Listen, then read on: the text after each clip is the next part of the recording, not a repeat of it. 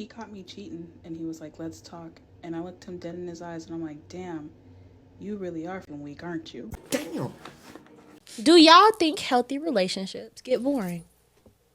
Like, you're in a good relationship with a guy and you're enjoying your time, or a girl, it doesn't matter. Like, you enjoy who you're with, you're enjoying your time, and then all of a sudden, not all of a sudden, but the fact that the routine is so good, does it get like boring? Like, damn, we need like Okay. some type of discourse. So, like, oh, I need to yell at your him. relationship is healthy. Okay. So please go Very. first. Okay, so yeah, I It's think this too really is healthy. a question for me. So yes, I do have a healthy relationship. But me personally, as a person, I don't know if it's a Gemini thing. I don't know if it's me, but like consistency does not work for me. Like, I'm very sporadic. Like, 1 minute I could do this, and next minute I need to do that. Like, a schedule does not work for me. So I can't get bored. If you cannot fulfill like that excitement in my life, I will get bored. I love my healthy relationship, but it's like, if we do the same schedule, I will get bored. Like, that's how I be. Y'all see it when I do it with hair. I be like, 1 minute, I be like, I don't want to do no hair no more. Yeah. I want to do this. I want to do that. I'm going to go into my other hobby. But it's like, Or she might do too much of one style and be like, Yeah. I'm sick of this. literally, like, I cannot, Yeah. I cannot do the same thing. That's literally why everybody was like, how did you do college and cosmetology school at the same time? Because Yeah, I that got was too bored. much for me. I kept going to work and doing school at the same time. So I was like, let's add something else to the thing. And that's how it was with the relationship. You have to keep it up. We got to go out of town. Yeah. We got to be a little free. We got to do something new in the Yeah, bed. Something right. got to Yeah. be different. I want so badly to be attracted to like Prius driving mother. I would also love it if you were attracted to Prius driving mother. It's overall better for society in the long run. Tell me more about why. Like someone who makes good financial decisions, cares about the environment. Like that's what I want to be attracted to. Those are good guy traits, of course, and attraction is caused by the other stuff.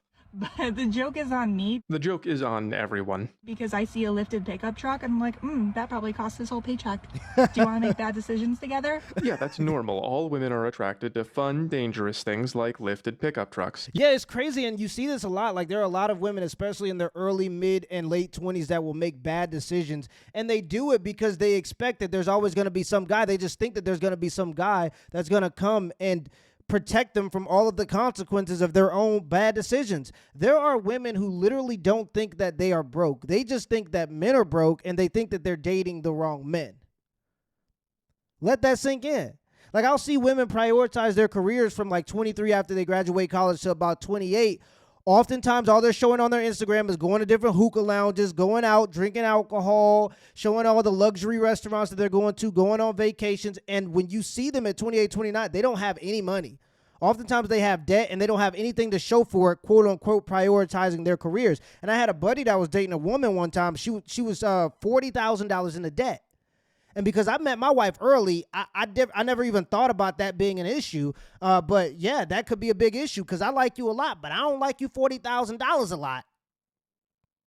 That's a lot of liking. You just can't go by attraction because then you only get the good stuff now and the bad stuff later as opposed to the other way around. So if you choose this, then your life gets bad. And if everyone chooses this, then the world gets bad. And Yeah. we used to have things that would make the choices for you, but now you have to do it yourself, which means a struggle between what you want and what's smart. I hate it here.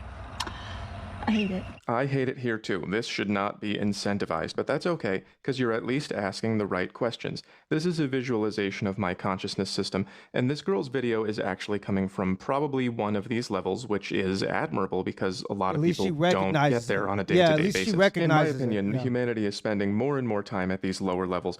They're looking at the phone and going, do I want this? No. Do I want this? No. No, no, no. Yes, okay, I want that. Well, where do I get it? I guess I could send a message to this person.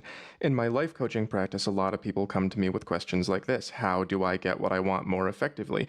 And sometimes I just answer it, and sometimes I have to push them a level higher to, is this something you should want? And that's what Exactly. she's asking herself. Yeah. She knows that this is fun, but she knows that the fun will end. She's thinking about her choices over time. And that's what we should all do. We're all going to have thoughts at this level all day long, and the more that you slow down and spend time on it, the higher level your thoughts will go, and the more Exactly. control you will get over how your life is later. And yes. if you get up to this level enough, you can actually recondition your impulses so that this no longer looks so good. And then if you stay at the highest level enough where you're really asking, should I do this?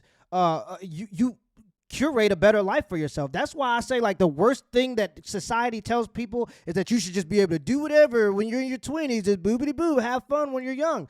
I think your 20s are your separation age. I think if you hit the ground running in your early 20s and society starts to teach people that your 20s are important because they separate, you'll see more well-adapted older people. But because people just tell kids or younger people to just go have fun and just to act on their impulses, like he's saying here, a lot of times people end up in a bad position because they're chasing fun, or they're chasing dopamine, or they're chasing excitement. But oftentimes, if you forego that to make the right decisions for you in the now, your future self is going to thank your current self for making those sacrifices and decisions. There's plenty of fun to be had when you hit your 30s. There's plenty of fun to be had when you hit your 40s. But if you don't do the things necessary in your early 20s, mid 20s, and late 20s to put yourself into the position, you're going to spend the rest of your life trying to fight back the fact that you didn't take advantage of that youth and energy that you had in that age. So I think when you're in your early 20s, it might be hard to see the separation earlier on from making good decisions. Everybody's going out partying, you seeing them having fun. But once you crack down and make them good decisions, by your 30s, you will see the separation. So I 100% agree with what he's saying here. You got to make those good decisions.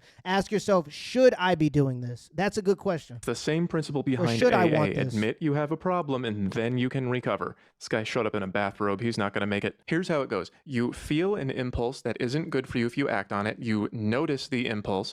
You evaluate if you should do it or not. And then you imagine the feelings of living out that choice. Yeah. Last year, I was dating someone who was very good at this. She wanted me to wear this ring. She was cute. While we were dating, I had a life coaching client who really had his life together. The conversation went like this. He said, "I'm tall, I'm fit, I'm attractive, I make a ton of money. How can you help me?" And I was like, "Can you help me?" I told her about him and she recognized that it set off her hypergamy. She was like, "What if I could get a guy like that?" I'm not perfect, and neither is anyone. No matter how much you look like this at the start, you will look like this eventually. Remember, no amount of value can protect you from hypergamy. So my girlfriend had a feeling that she wanted something, but then she got up to, should I want this? And then she told me right away. She knew that hypergamy makes you always want more until you get to the guy who doesn't want you back, and then you have nothing. She remembered, just because I want it doesn't mean it's a good idea. Yeah. In other words, if you keep replacing guys who put you here, eventually you get to someone who puts you here. Yep. And of course, this was not a fun conversation for me. No one wants to feel like I'm not number one. Oh, yeah. Lie to me. Lie to me and then practice self-control, and I better not see you acting on that hypergamy. Lie to me. The people think things all they want, and obviously dudes probably think certain things too, but they would never say that to the woman that they're with. I want my woman to lie to me.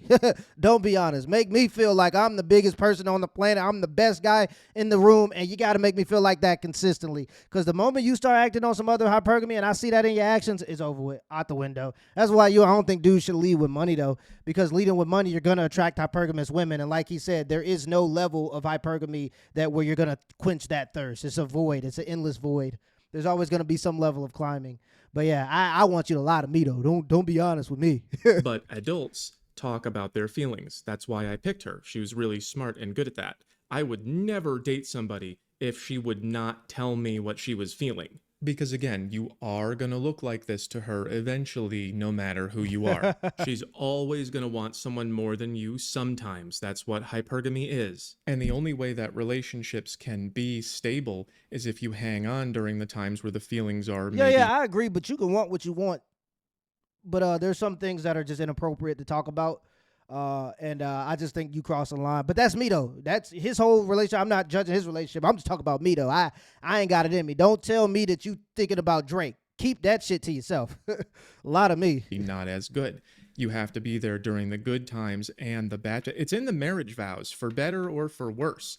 If you don't do that, then your life is just this red line. Yeah. Every time you meet someone and they're fun, it's like, oh my God, this is amazing. It's not fun anymore, and you leave. And then you meet someone, but he left after one night. And then you meet another guy, and let's see where this goes. Oh, this is awesome. And then you get the ick. And what you see is a lot of women who, especially later on in life, and why it becomes so hard and why their standards go higher is because they're used to this scale. They're used to this up and down, and they equate what the ups are to the blue line of what it's supposed to be. So they think because they had these high highs with these guys that actually don't want to make any commitment, that's what a regular relationship is supposed to be. They get addicted to its excitement. They get into a relationship. They consider it boring when really it's peaceful. Those are just two different states of mind of the same experience. And they ruin their own relationships, or they never find the guy because they continue to look for the red line. And because they can provide a life for themselves now, with the ability to work and, have income, they'll chase that dragon forever. You'll see women late 30s, still looking for the same types of dudes. And they going to meet him. His name is Jesus. Keep on waiting, baby. He coming. His name is Jesus Christ. Leave. And it's just chaos. And then the dating market starts looking like this disaster instead of this straight green line. And then no one gets married and no one has kids. And then the neighborhood you grew up in looks like this. So what this woman is saying is, I recognize my desire for something that won't work out well for me. I wish I didn't have it. And this is what people have forgotten how to do. Listen to this. When I was dating, I used to get icks from the tiniest things, like breathing, absolutely not in the bin. Needs oxygen, yuck. Has toenails, disgusting. Eyelashes too long, ugh. Eyelashes too short, ugh. I've come to this realization recently that I feel like icks are like your subconscious brain being like, run away. Maybe it's a sign that you're not supposed to be with that person. Well, yeah, that's exactly what it is. It's your body telling you maybe not this one. But the 0 ick period lasts for maybe 3 months at most. And if you switch to a new guy every time, then you just end up here. I haven't finished drawing monkey disaster yet, but it looks like this. Or this. Your feelings are always going to want more fun. If you put them in charge, then you live in hell. Yeah, your feelings cannot tell you what you should do. They just tell you what you want. Yep. You're not supposed to have a feeling and just do it. You're supposed to think, is this a good idea? If you don't figure that out, this is the future. This is the feelings-based society. Yeah, I agree with him 110%. I think that part of what makes us different than animals is we have the ability to see the things that we want and the things that we desire. We can be hungry and we could choose not to indulge in certain things that may not be good for us. We don't have to behave with our animalistic nature as our first thought. We can choose to have that second thought that says, I shouldn't do this because this isn't good. And I think that's what separates us. And I think the more you live with that should I do this in mind, the more human you actually are. I think you are more animalistic when you live in that world where you just are a victim of your own impulses or a slave to your own impulses. So I think he's absolutely right when he's talking about what curates a better society. But I think a big part of what we're missing here is that women don't like nice guys because nice guys are oftentimes weak. Yeah, they're weak and they try to act like they're empathetic, but really they're just afraid of standing up for themselves. They try to act like, oh, look at Andrew Tate. He cheats on his woman. You should never be with a man like that. But it's because he doesn't have the option to cheat. Good men, not nice guys, good men are capable of cheating on their woman, but they decide not to because it's not good for their relationship. Good men are capable of protecting and providing and being violent if necessary, but they choose not to. And they choose to uplift those who are less capable of violence instead of just trampling over the weak. That's what they do. So those are good men versus nice guys. And women like good men. They don't like nice guys. And so if you're a nice guy, stop being weak, grow some balls. Stop letting people take advantage of you and walk all over you, especially the woman that you're with. She's never going to respect you that way. And be a good man. Be capable of violence. Go take some martial arts classes and choose not to be violent. Be capable of cheating on your woman by being a man that other women desire. And then choose not to cheat on your woman because it's not the right thing to do. So oftentimes guys get nice guys and good men conflated and they choose to be nice guys instead of being capable of all the things they should be capable of and then choosing to be a good man. Those are two totally different things. I think it was Jordan Peterson that said it. A rabbit isn't virtuous for not being violent because it's incapable of violence. There's no virtue in it because it's incapable of it. It is by definition weak. A wolf is virtuous if he chooses not to be violent because he has the capacity to, but decides not to be violent. But either way, let me know in the comments below if this video was a WRL and give me the HBO special. That's a help without special. Hit the like and the subscribe button for more content. Till next time.